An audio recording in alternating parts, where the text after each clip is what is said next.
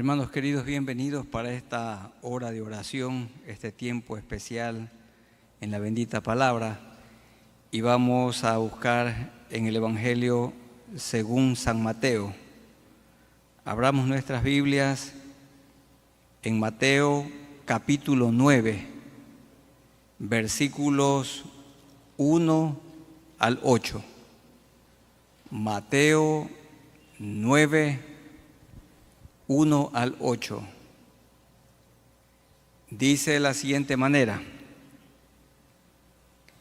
Entonces, entrando Jesús en la barca, pasó al otro lado y vino a su ciudad. ¿Qué ciudad? Capernaum. Era la ciudad base desde la cual Jesús se trasladaba para el ejercicio de su ministerio. Y sucedió que trajeron un paralítico tendido sobre su cama, y al ver Jesús la fe de ellos, dijo al paralítico: Ten ánimo, hijo, tus pecados te son perdonados. Dicen los otros evangelios que este paralítico fue bajado por el techo, porque la casa estaba repleta, y tal fue la fe que abrieron el techo y descolgaron al paralítico, y el Señor vio la fe de ellos. Ten ánimo, hijo, tus pecados te son perdonados. Tomen en cuenta, antes de la sanidad del cuerpo es necesaria la sanidad del alma. Primero la sanidad del alma, luego la del cuerpo. Dice el verso 3: Entonces algunos de los escribas decían dentro de sí: Este blasfema.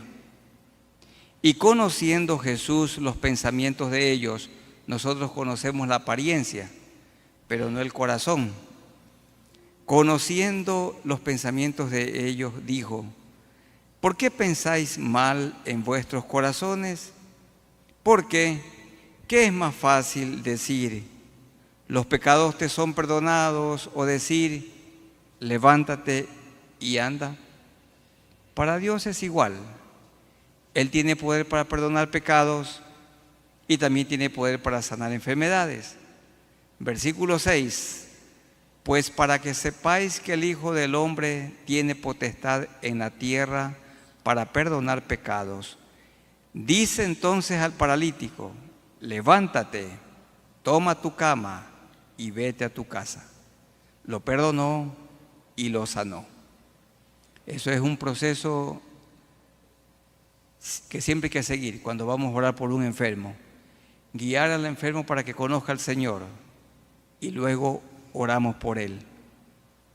Verso 7: Entonces él se levantó y se fue a su casa, y la gente, al verlo, a este paralítico sanado, se maravilló y glorificó a Dios, que había dado tal potestad a los hombres.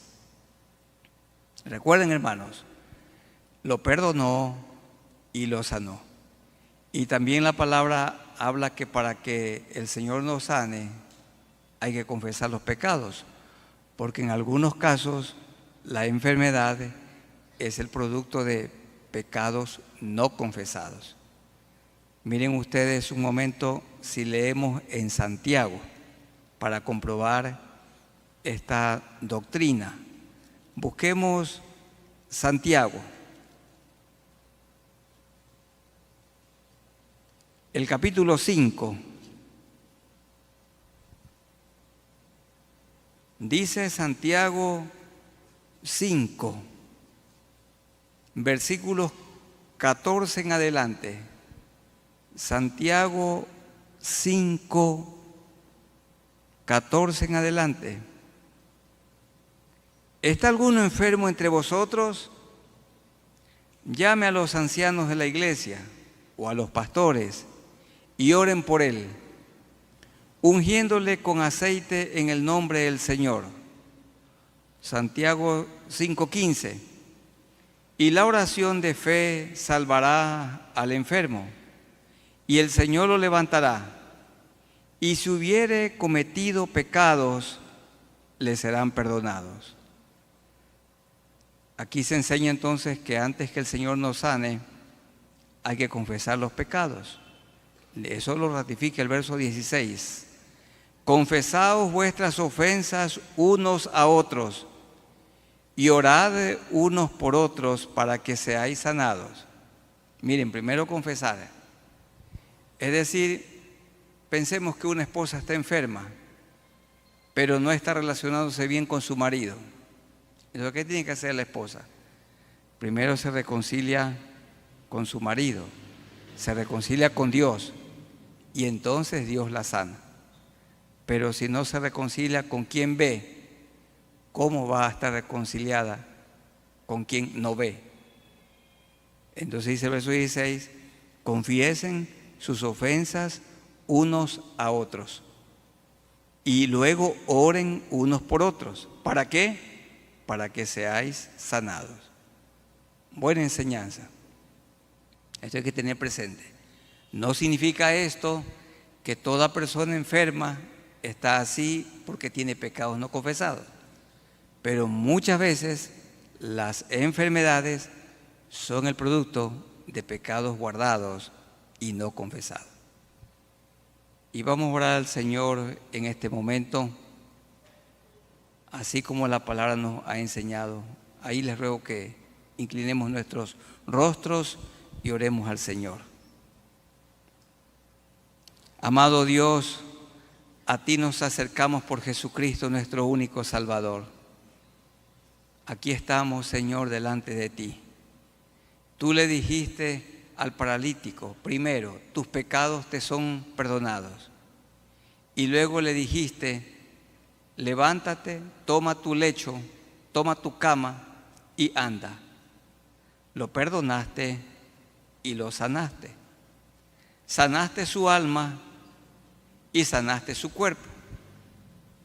También Santiago lo confirma. Nos dice para que seamos sanados, tenemos que confesar nuestros pecados. Y yo te ruego, Señor, si algún hermano aquí presente, en este momento, está enfermo o enferma, y reconoce delante de Dios que tiene que confesarte pecados, que lo haga. Mi hermano, mi hermana, para ser sanado o sanada, primero la confesión. Dígale al Señor, Señor, yo te confieso mi pecado o mis pecados, porque tú eres fiel y justo para perdonar mis pecados y limpiarme de toda maldad. Y los que no conocen a Dios, díganle, Señor, perdona mis pecados, límpiame con tu sangre preciosa, dame tu Santo Espíritu y ayúdame a vivir desde hoy una vida nueva. Y una vez que te hemos confesado, Señor, ahora sí podemos rogarte que nos sanes. Pon tu mano sanadora sobre todo cuerpo enfermo. Toda persona enferma, aquí presente o donde quiera que se encuentre. El centurión te dijo a ti, solo di la palabra y mi criado sanará. Y tú dijiste la palabra y el criado fue sanado en aquella misma hora. Estamos un pueblo aquí presente que te ama a ti, te conoce a ti. Señor, pon tu mano sanadora en nuestro cuerpo, porque nada hay imposible para ti. En el nombre de Jesús, amén. Vamos a meditar en el capítulo 8, los versículos 23 al 27. Hace un momento cantamos que a veces viene la tempestad. La tempestad son pruebas, tribulaciones, dolor. En toda familia cristiana a veces experimenta gran tristeza, angustia. Puede ser por una enfermedad, una situación económica difícil, alguna práctica pecaminosa en la familia. Cuando un hijo está en rebelión, hermanos, Cuando en la pareja los cónyuges tienen dificultades, esto produce tristeza, angustia, dolor. Es una tempestad. ¿Qué hacer en la tempestad? Dice Mateo 8, 23 en adelante. Y entrando él, Jesús, en la barca, sus discípulos le siguieron. Y aquí que se levantó en el mar una tempestad tan grande que las olas cubrían la barca, pero él dormía. Noten ustedes una tempestad muy grande. ¿Qué tempestad usted está enfrentando? ¿Qué tempestad estoy yo enfrentando? ¿O mi familia está enfrentando? En la vida cristiana se levantan grandes tempestades y una tempestad puede matar, puede hacer morir a muchas personas. Se levantó una gran tempestad física y Jesús dormía. Verso 25. Y vinieron sus discípulos y le despertaron diciendo: Señor, sálvanos que perecemos. Él les dijo: ¿por qué teméis, hombres de poca fe? Entonces, levantándose, reprendió a los vientos y al mar, y se hizo grande bonanza. Vino la paz. Algunos estudiosos de la Biblia dicen que esta tempestad fue producto de una intervención satánica. Eso no nos dice el texto. Lo que nos dice es que la barquilla iba en el mar de Galilea y esta parece que iba a naufragar. Y los discípulos sintieron mucho miedo.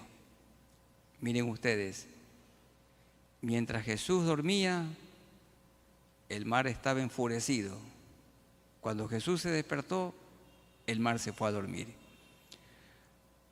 Hay tempestades en esta vida, hemos dicho.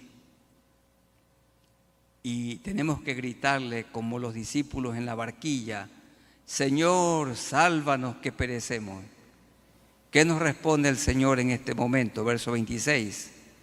¿Por qué teméis, hombres de poca fe? ¿Por qué teméis, mujeres de poca fe, jóvenes de poca fe? ¿Por qué teméis? Entonces, levantándose, reprendió a los vientos y al mar, y se hizo gran bonanza. Hubo gran paz. Yo no sé, hermanos, qué tormenta usted está pasando. Ustedes tampoco no conocen mis tormentas, pero experimentamos tormentas en esta vida. Y yo quiero rogarles que nos pongamos de pie para orar al Señor por nuestras tormentas.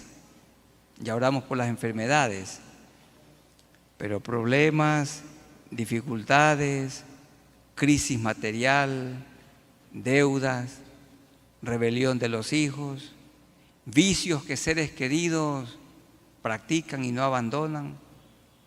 Hermanos, hay tantas cosas, tantas tormentas en esta vida. Y así vamos orando a Dios. Amado Señor, te confesamos que nuestra vida es una barquilla frágil en el inmenso mar de esta vida. Y esta barquilla a veces se quiere hundir con sus tripulantes, con sus navegantes, con sus pasajeros. Y seguramente en este momento hay hermanos que están sufriendo. No sé qué están padeciendo, pero situaciones adversas en el hogar como cónyuges, traición, infidelidad, endeudamiento, vicios que no se abandonan, rebelión de los hijos, maltrato de los padres, enemistad con los vecinos, falta de trabajo. Bueno, Señor, las familias cristianas experimentamos tempestades.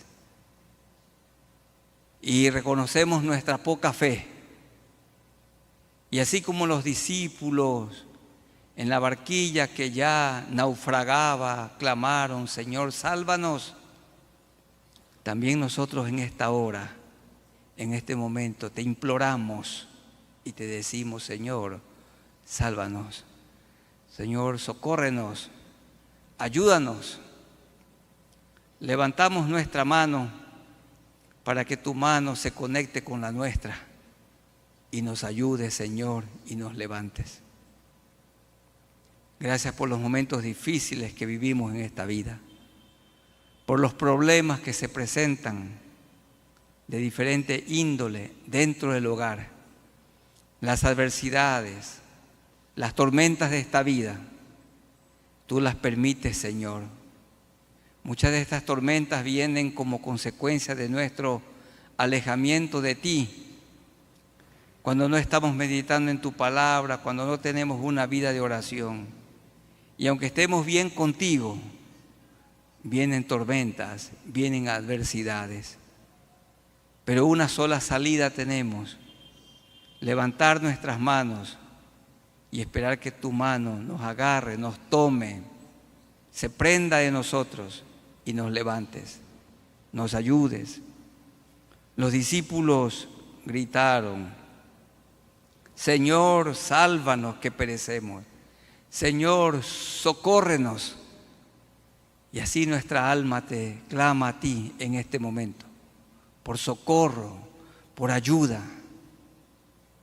Mi hermano, usted conoce qué ayuda, qué socorro necesita de parte de Dios.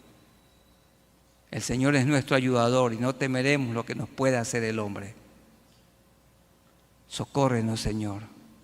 Ten misericordia de nosotros. Este es el clamor que presentamos delante de ti. En el nombre de Jesús. Amén. En el Señor confiamos. Tomen asiento.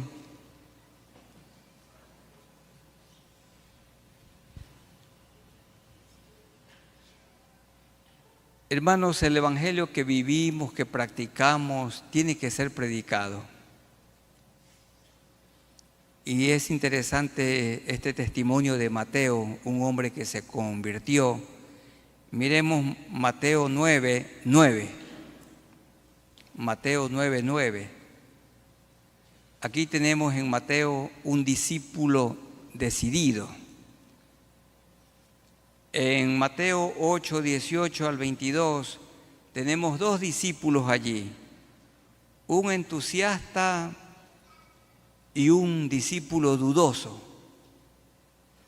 El entusiasta dijo, el verso 18 del capítulo 8, viéndose Jesús rodeado de mucha gente, mandó pasar al otro lado. Y vino un escriba y le dijo: Maestro, este es un discípulo apresurado, te seguiré a donde quiera que vayas. Y Jesús le puso las condiciones en el verso 20. Jesús le dijo: las zorras tienen guarida, una camita donde dormir, por lo menos, y las aves del cielo nidos, mas el Hijo del Hombre no tiene dónde recostar su cabeza. Dando a entender que el ministerio de Jesús era un ministerio que lo hacía con poco. No era para enriquecerse, era con poco, con lo elemental. Él vivía con lo necesario. Un grupo de mujeres hacían aportes, ofrendas voluntarias para el ministerio de Jesús, como dice Lucas 8. Y Jesús le dijo: estas son las condiciones. No nos dice el texto si este discípulo entusiasta le siguió o no. Pero mucha gente comienza a seguir a Jesús y luego se aparta cuando viene la prueba, la tribulación. Prueba inequívoca que una persona conoce a Dios es que nunca se aparta.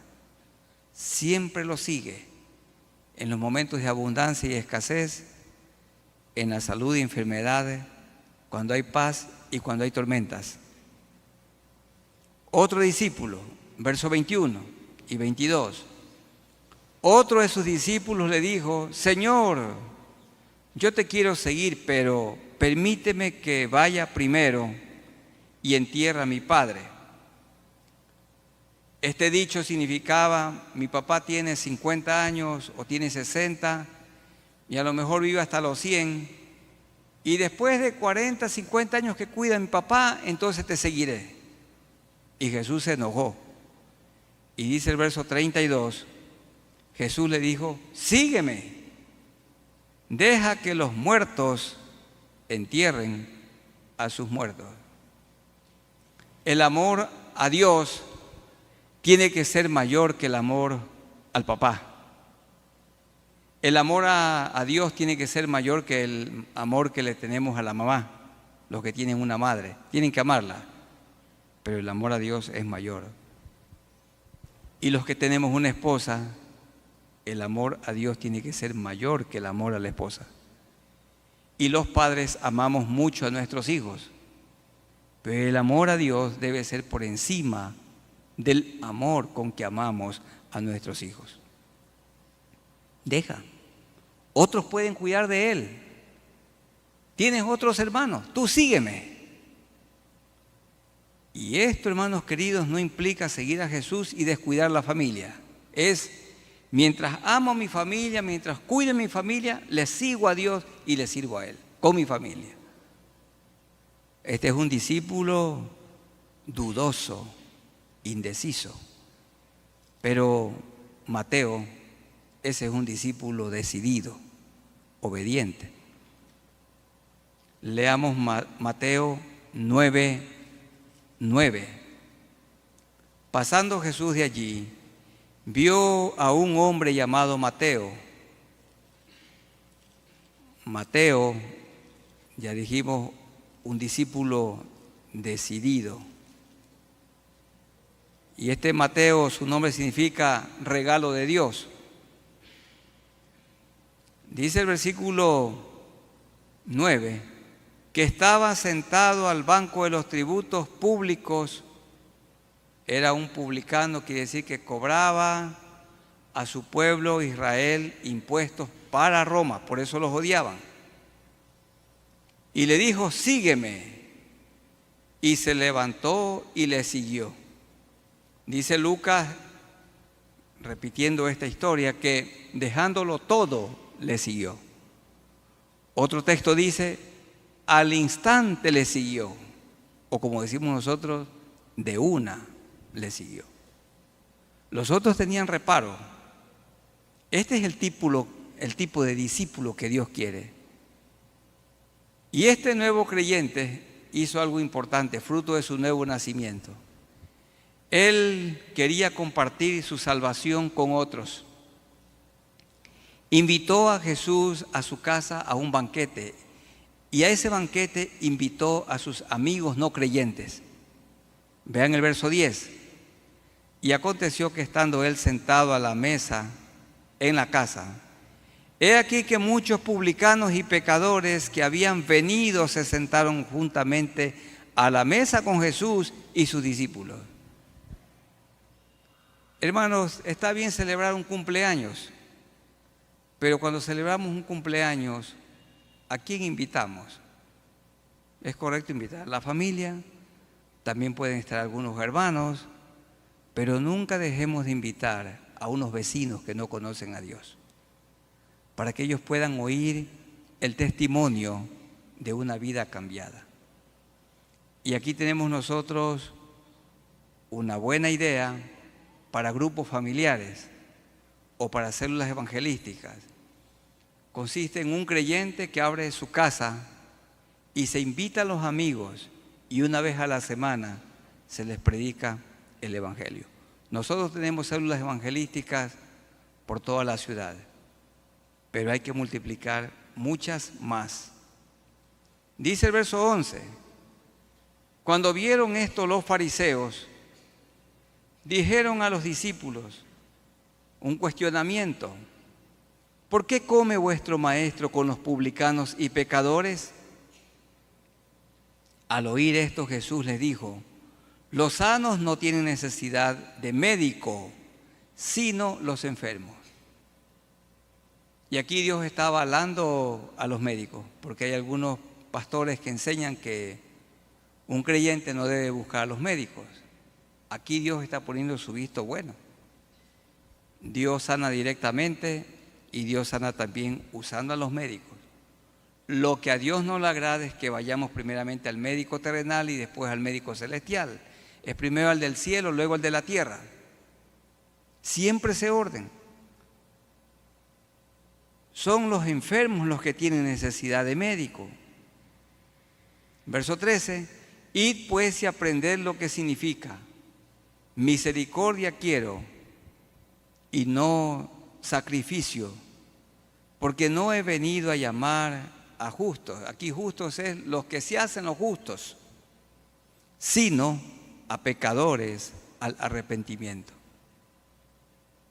Hermanos, cuando tengan una reunión, ustedes y yo, invitemos a los amigos.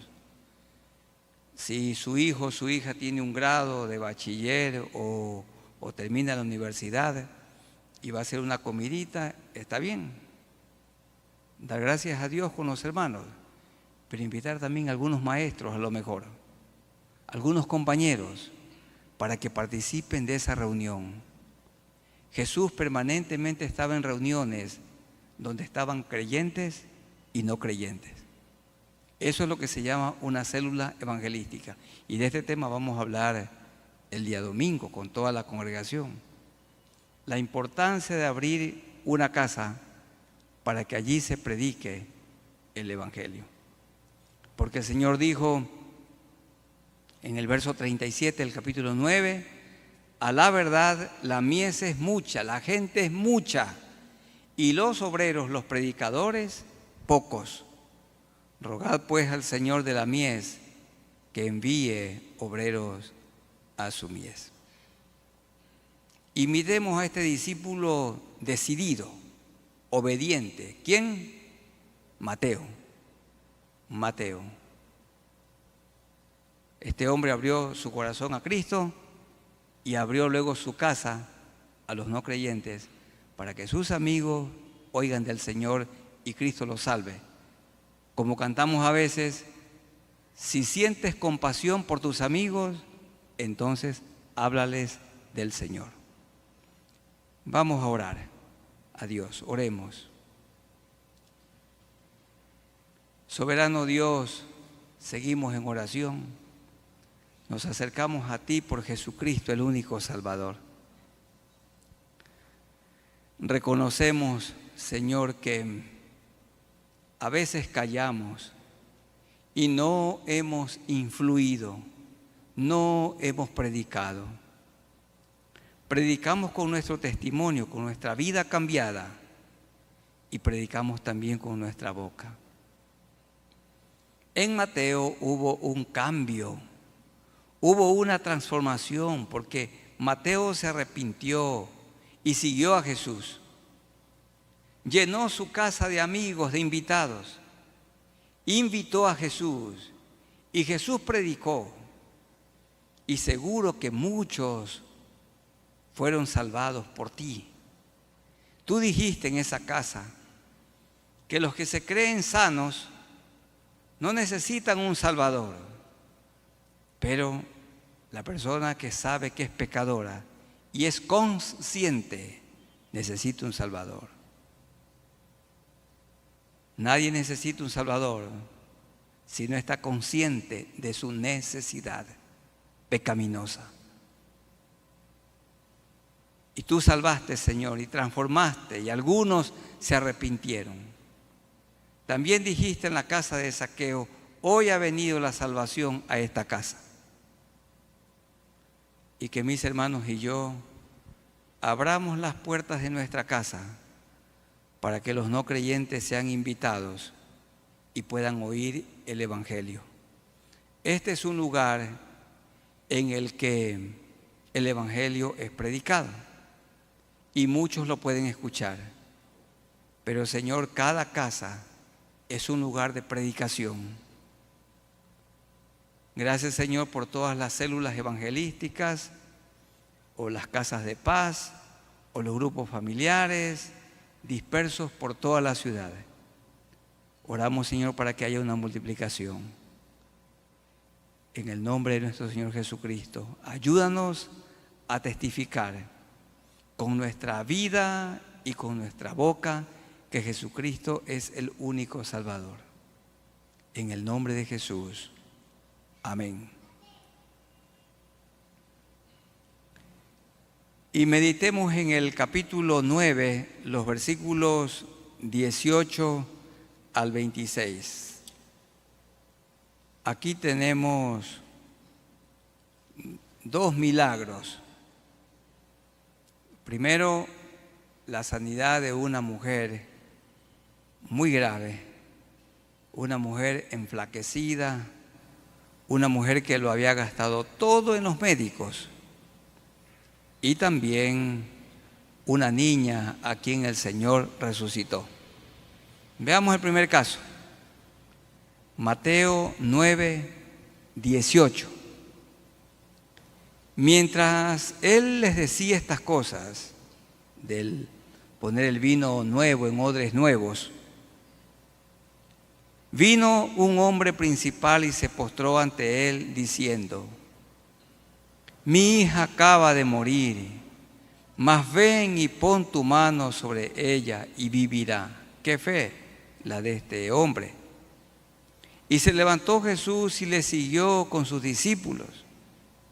Y aquí, mientras Jesús iba, una mujer enferma de flujo de sangre desde hacía 12 años se le acercó por detrás y tocó el borde de su manto. Este es un toque de fe, no era un toque común. Vamos a leer Lucas 8 para mirar qué añade Lucas 8. Busquemos Lucas 8, 40.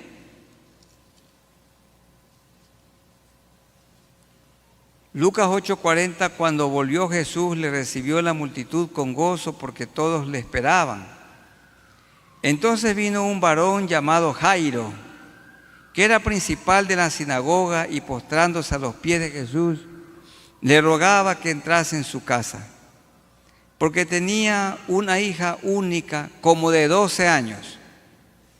12 años la niña que murió y 12 años la mujer con flujo de sangre. Se estaba muriendo y mientras iba la multitud lo oprimía. Verso 43.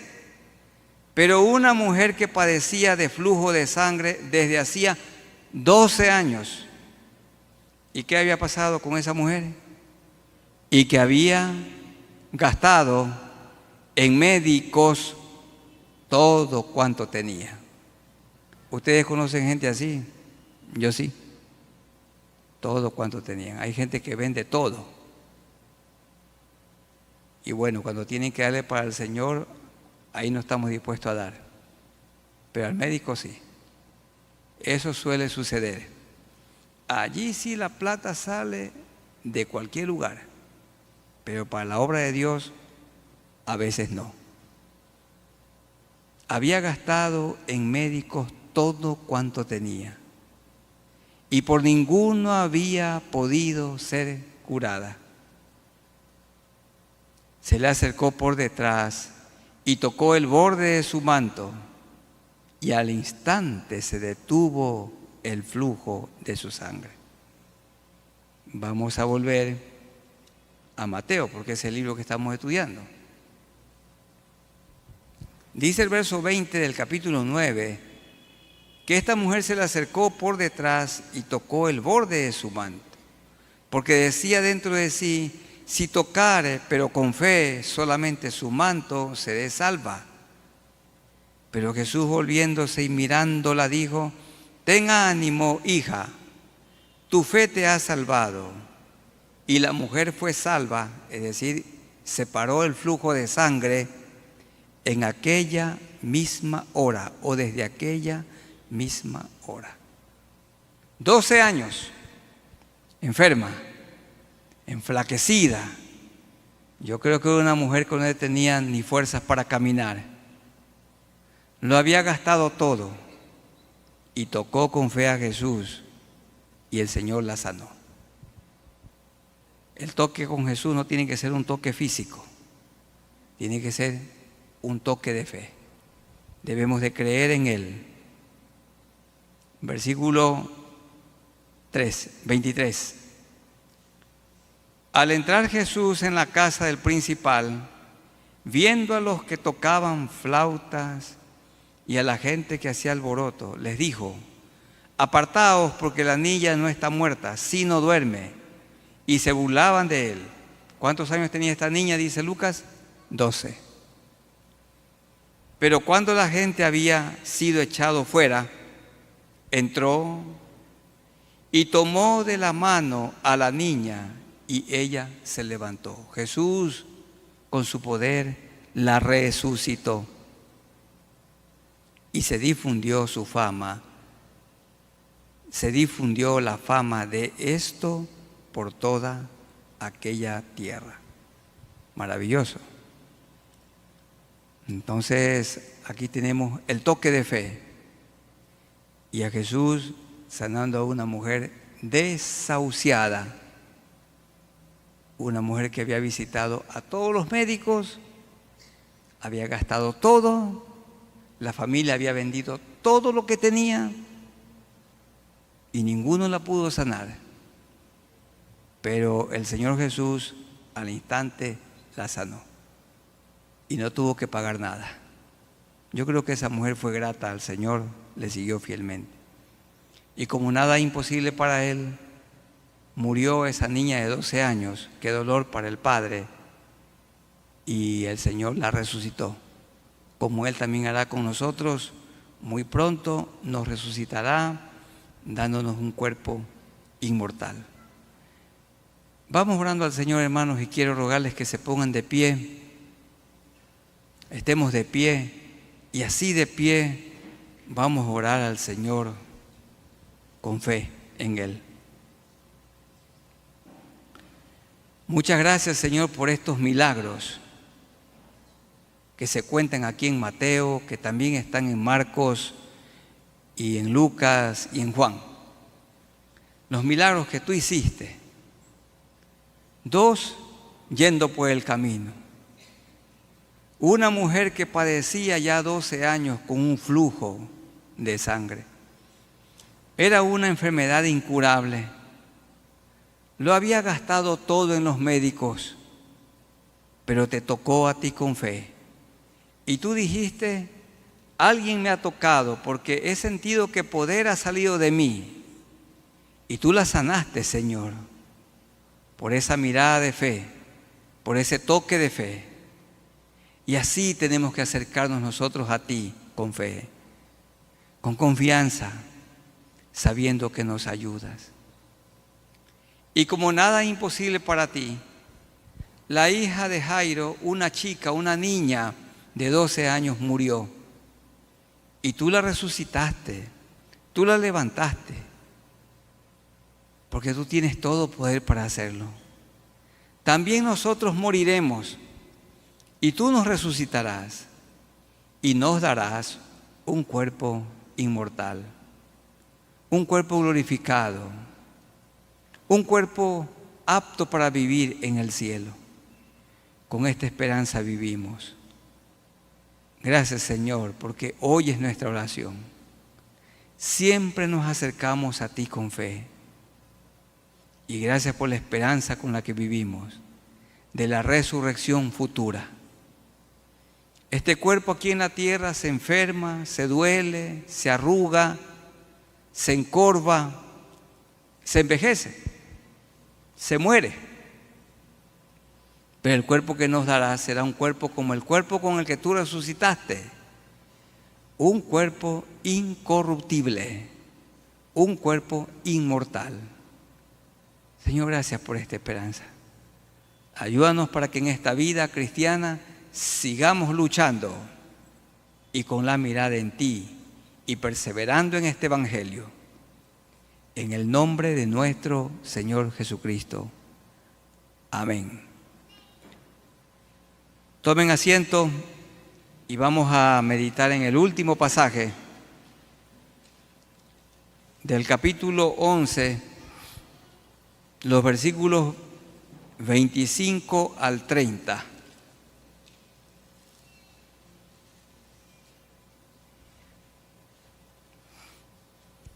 Dice Mateo 11, 25 en adelante. Él estaba muy triste diciendo que hubo ciudades que él visitó, pero la gente no se arrepintió. Ese es el contexto, en el verso 21. Ay de ti, Corazín, ay de ti, Betsaida, de Betsaida a Pedro, al otro lado del mar de Galilea. Y también dice, ay de ti, Capernaum. Capernaum era la gran ciudad, antigua Zabulón y Neftalí. Y desde allí era el lugar donde Jesús iba para ejercer su ministerio durante 3 años, desde Capernaum, en el punto de partida. Y estas ciudades duras no se arrepintieron. En ese contexto él está diciendo en el verso 25, en aquel tiempo, respondiendo Jesús dijo, te alabo Padre, Señor del cielo y de la tierra. Está adorando, porque escondiste estas cosas de los sabios, el sencillo evangelio y de los entendidos. Y este sencillo evangelio, estas palabras las revelaste a los niños. Claro, yo era un niño de 5 años cuando me convertí. A los 5 años yo tenía una conciencia pecadora. Nunca me olvido de esa noche cuando recibí a Jesús como mi Salvador. Un hermano me estaba diciendo que tiene una niña o un niño, creo, de 6 años que lo quiere presentar, dedicar al Señor. Se lo presenta a los niños, los recién nacidos. Ya grandote, tiene que arrepentirse de sus pecados. Yo me arrepentí a los 5 años. A los 6 años, un niño, una niña sabe muy bien discernir en lo que es bueno y lo que es malo. Sabe lo que es malo. Y ya se puede arrepentir de sus pecados. Cualquier edad, pero a temprana edad mejor. Entonces dice aquí que Dios ha revelado su evangelio a los niños, como me lo reveló a mí y a algunos aquí que conocieron a Cristo cuando eran pequeñitos. Sí, Padre, porque así te agradó.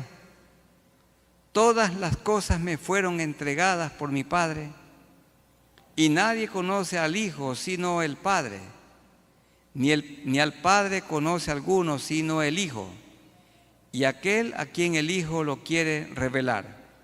Jesús dijo, el que me ha visto a mí, ha visto al Padre. Y luego viene su llamamiento. Venid a mí, todos los que estáis trabajados y cargados de pecados, cansados del camino, y yo os haré descansar. Vengan a mí. Luego dice, sigan la vida cristiana. Esto es el verso 29. Llevad mi yugo. El yugo era un palo que unía a 2 bueyes y en medio de los 2 bueyes otro palo con un arado al final para mover el terreno. No habían tractores en ese tiempo. Entonces nosotros vamos enyugados con Jesús. Llevad mi yugo sobre vosotros y aprended de mí, que soy manso y humilde de corazón. Y el que es manso y humilde de corazón vive en descanso, y hallaréis descanso para vuestras almas.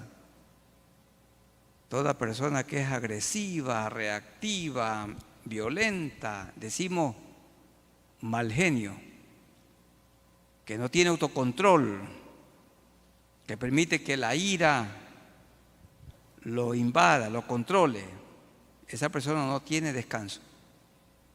Un hogar dirigido por un hombre de paz, hay paz en ese hogar. Una iglesia dirigida por un hombre que es pacífico, habrá paz en esa iglesia. En una empresa habrá paz si quien preside esa empresa es pacífico. Y si la mujer no es pacífica, en ese hogar no hay paz, hay guerra. Porque dice, el que es manso y humilde de corazón hallará descanso para vuestras almas. La blanda respuesta quita la ira, pero la palabra áspera hace subir el furor. Así que si una persona es peleona y la otra parte no pelea, solito no pelea. Para pelear se necesitan a dos. Entonces, si el hombre es grosero y la mujer también grosera, ahí se produce guerra. Y el diablo se alegra con dos peleones, con dos litigantes. Pero si uno es violento, agresivo, y el otro o la otra parte es pacífica, ahí hay paz. No hay con quién pelear. Aprendan de mí que soy manso y humilde de corazón. Y el que es manso y humilde de corazón hallará descanso para su alma. Porque mi yugo es fácil, porque vamos enyugados con Él, con Cristo. Porque mi yugo es fácil y ligera mi carga. Hermanos, la carga es como que cuando vamos a la plaza, bueno, yo voy una vez al año a lo mejor, y ayudo a llevo un canasto con comida. Y el niño de 3 años dice, papi, te ayudo, pero realmente no ayuda. El niño más bien se cuelga del canasto y multiplica el peso. Y eso es lo que hace. El Señor lleva la carga y nosotros no la ayudamos. Él nos lleva también en sus hombros. Porque mi yugo es fácil y ligera. Ligera mi carga significa liviana mi carga. No sufrimos nosotros como Él sufrió aquí en la tierra. Él sufrió mucho más que nosotros. Vamos orando entonces para que seamos mansos y humildes. Hay personas que parecen mansas, parecen humildes. ¿Cómo es el dicho popular? Que Dios me libre del agua mansa, porque de la brava me libro yo. Hermanos, hay personas que se ríen y moviéndose todo el cuerpo y dice, qué lindo el carácter de esa persona. Hoy qué bonito, qué lindo temperamento. Pero no han visto a esa persona que aparentemente es alegre cuando está enojada. Hermanos, que Dios me libre de esa agua mansa. Y hay personas que son serias, que parece como que no tenemos confianza para acercarnos. Y resulta que son personas tiernas y delicadas. Hermanos queridos, no nos engañemos. Las apariencias engañan. Qué bonito es tener amigos y amigas, personas que son mansas y humildes de corazón. Tenemos que nosotros animar a nuestros hijos para que sus amigos y amigas sean personas mansas y humildes de corazón. Una esposa que es mansa y humilde de corazón tiene descanso en el hogar. Un hombre manso y humilde de corazón tiene descanso en el hogar. Y cuando los padres son mansos y humildes de corazón, los niños crecen en paz. Pero si los padres son gritones, allí no hay paz. Aprendan de mí, dice Jesús. Aprendamos de Él. La mansedumbre y la humildad. ¿Ok? Vamos orando a Dios. Señor, gracias por esta hora de oración y porque aquí tenemos un buen desafío, una invitación. Pero más que una invitación, es una orden. Llevad mi yugo, dice, y aprended. Es imperativo, no es sugerencia. Aprended de mí, dice, no está diciendo Jesús, les sugiero que aprendan de mí la humildad y la mansedumbre, sino aprendan de mí, que soy manso y humilde de corazón. Señor, nosotros queremos aprender de ti, tu mansedumbre, tu humildad, tu ternura, tu delicadeza. Aprender de ti la verdad, la honestidad, la generosidad, la disciplina. Tú eres nuestro modelo a seguir, eres nuestro ejemplo, eres el maestro. Tus huellas debemos seguir fielmente. Tú nos invitas, Señor, y nos ordenas que seamos mansos y humildes de corazón, para que entonces experimentemos la paz, el descanso en el hogar, en el trabajo, en tu iglesia, aún en la vecindad.